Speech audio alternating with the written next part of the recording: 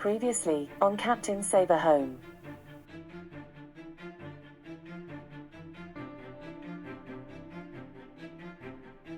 Hi, I'm Captain Saberhome.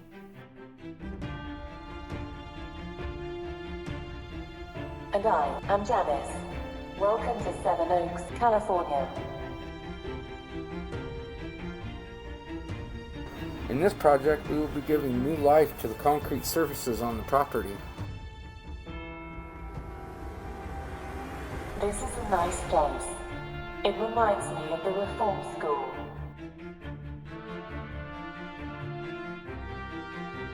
Steps that are involved are pressure washing,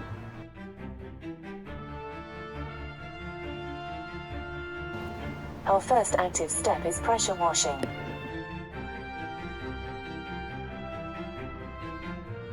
Shout out to Steve, thanks for helping us out. when it's wet, it looks great.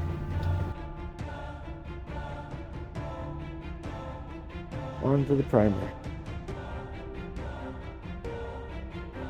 A yard blower or leaf blower will help ensure that the surface is clear of the smaller debris.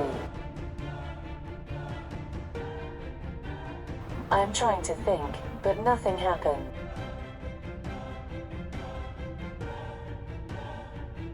Yeah, I got nothing.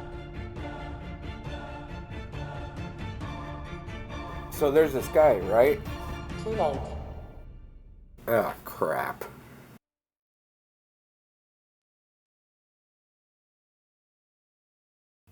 And now, the conclusion of concrete staining. Before starting, you want to make sure the surfaces are clear of debris. If there is larger debris, use a broom or spray nozzle before using a leaf or lawn blower. You will also want to make sure the surface is dry when you apply the color coat. You will also want to mask off and cover anything close by that you don't want the stain on. This is even more important if you are going to be using the same application that we are about to use. When we mask off, we usually start with a separate strip of tape along the edge of where we want everything masked. Then we usually use the masking material, whether it be masking paper or painter's plastic, and then tape that to the strip of tape that's already down. Also, if you have sprinklers that come on during the day, it is a good idea to change the time that the sprinklers come on, or turn them off for the duration of the rest of the project.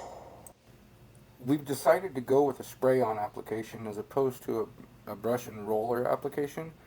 For us, spraying it on gives us a more uniform coat, and depending on the technique, it can be applied in a thin coat that way.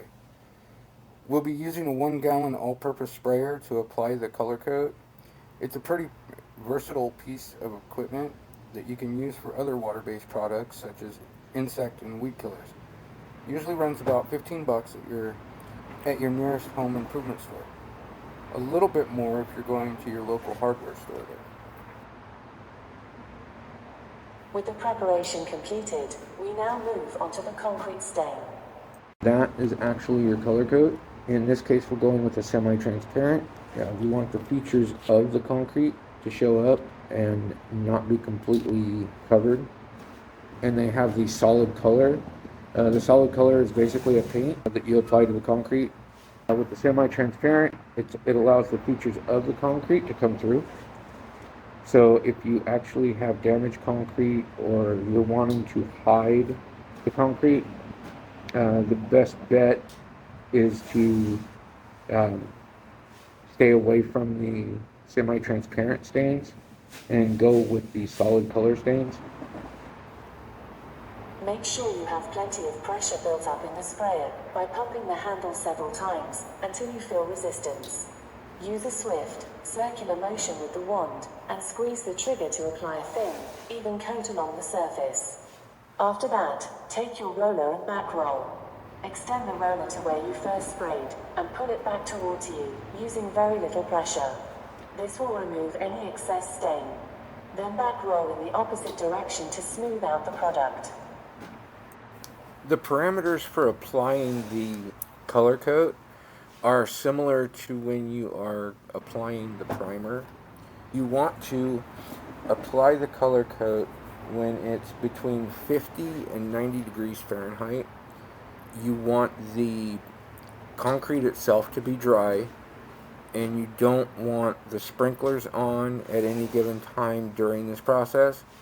And you want to make sure that it's not going to be raining either before or right after you apply. And when you're using the roller to back roll, make sure that you keep it in plastic when you're not using it so the roller doesn't dry out while you're in the process of completing this step.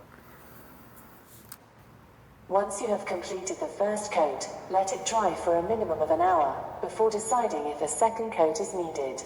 If a second coat or touch-ups are required, wait a minimum of 4 hours before applying. Because the stained surface will be a little soft, foot traffic should be kept at a minimum for at least the 4-hour time period and throughout the staining process. At this time, remove the roller pad from the roller and seal it in the plastic bag until needed for the touch-ups or second coat. With the pump sprayer, you'll want to clean it out. Say the best way to clean it out is fill it completely with water in the tank, slosh it around, dump it out somewhere where it's going to be safe to do so. Then run another full tank of just nothing but water.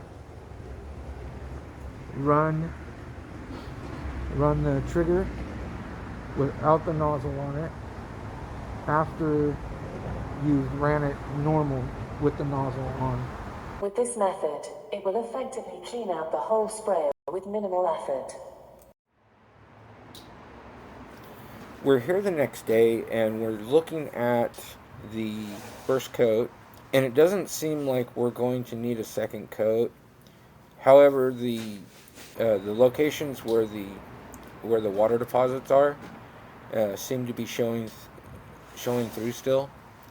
So what we're going to want to do is touch-ups along those areas and help those locations blend in a little bit better, and hopefully with just a single pass on the touch-ups, that should take care of everything.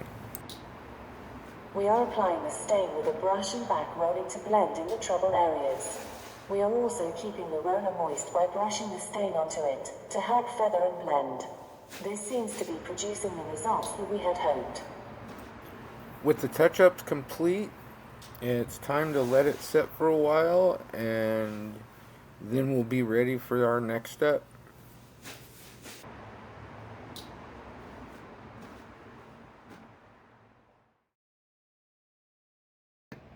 The final stage of the project will be the concrete sealer, and it's a top coat that will go over the stain and not only protect the stain, but it'll protect the concrete as well, due to weather, traffic, and so on. There are a few options that can be used. We're going with the wet lip sealer, but they also have several other shimms that you can choose from, depending on what you're wanting to do. Before applying the protective coat, you will want to remove any debris that is on the surfaces. Like in previous steps, sweep the edges with a regular broom and sweep the larger areas with a push broom. Do not use a pressure washer or hose nozzle. Water would absorb into the color coat, which would cause that moisture to get trapped under the protective coat, causing it to be milky in appearance. Instead, use a leaf blower or yard blower to remove the remaining particles. Make sure you've got it mixed real well. It will come out a milky color, but as it dries, that milky color is going to dissipate, just like the last few steps.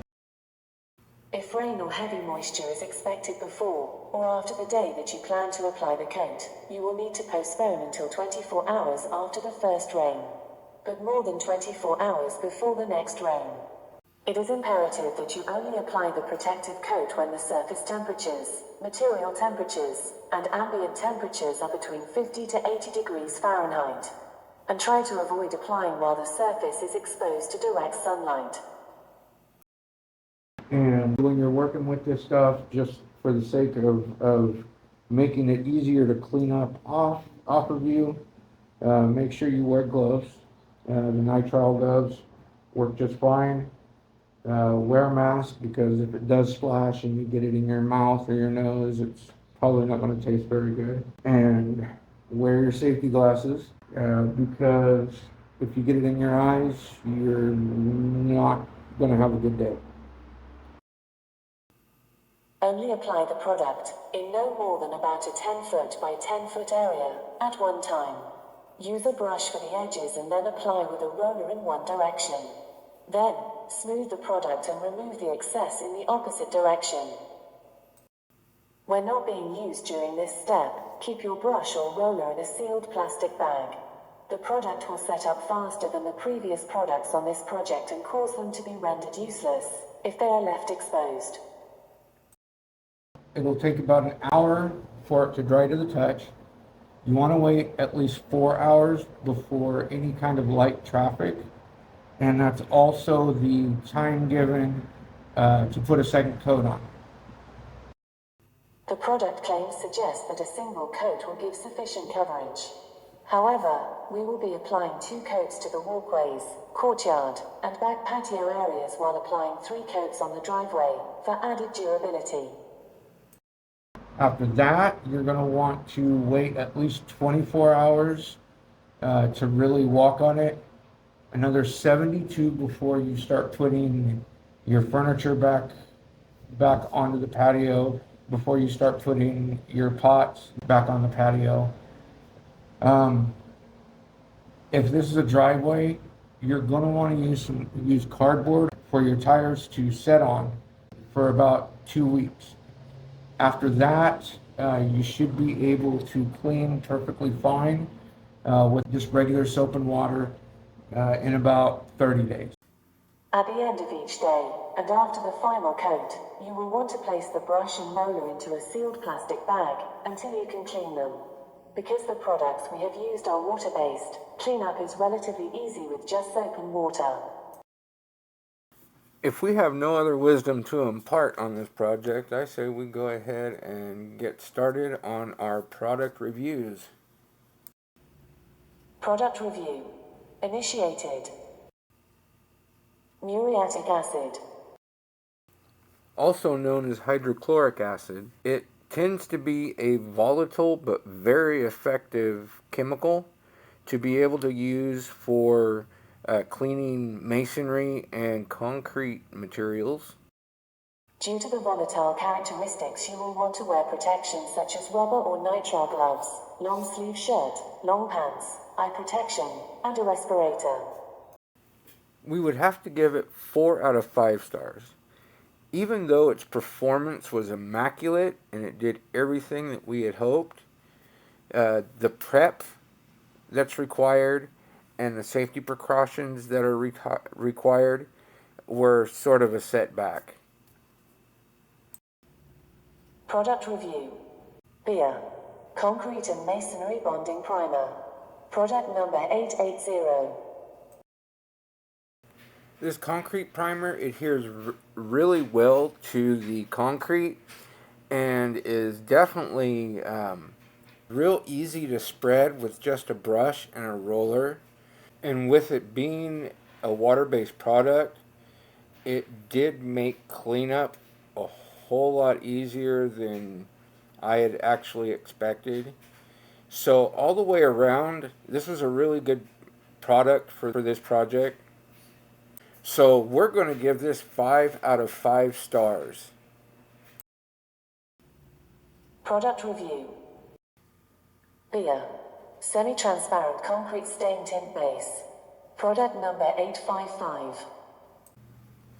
This has a wide variety of colors to be able to choose from to either match or complement whatever color the concrete already is. And since it's semi-transparent, it allows the features of the concrete to be highlighted as opposed to covered up, and it just makes the concrete look exceptional as far as a final product. You can use this as a standalone product, or you can put a protective coat over it, but it will actually act as its own top coat, and it just looks really great. So we're going to give this 5 out of 5 stars. Product review. Beer. Concrete, brick and tile, wet look sealer, high gloss. Product number 985. The Wet Look Sealer is a really great product. It's pretty easy to apply with just a brush and a roller, and the finished product is just absolutely amazing and makes everything else underneath it look that much better. Unfortunately, we're going to have to give it 4 out of 5 stars based on the strict temperature window that it requires to be applied. Now, if the temperature window was above 80 degrees, that would be great, but its window is only 50 to 80 degrees Fahrenheit to be able to apply properly. And so that does kind of give us some restrictions. Based on the ease of use, the overall finished results, and the fact the Beer line of products are backed by excellent customer service, our final review of all products utilized in this project is 4.5 out of 5 stars. And special thanks to Ace Lawnmower Sales and Service in Bakersfield, California. We took our pressure washer down there to get fixed, and they were able to get it taken care of for us and get us back and running in no time. On to our next project. Coming soon to YouTube.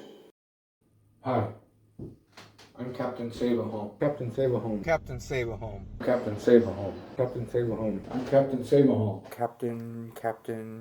Captain Save-A-Home. Captain. And this is my disembodied assistant. I'm just a naturally intelligent system. You can call me Janice. Janice. Hello.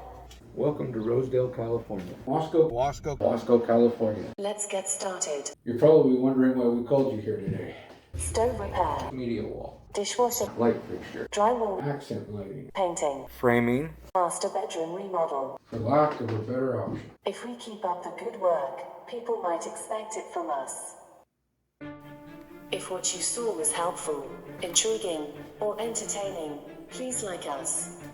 Share with your friends. And subscribe to be notified of newly released issues. And leave a comment below if you have any questions about the projects you see here. We would enjoy hearing from you.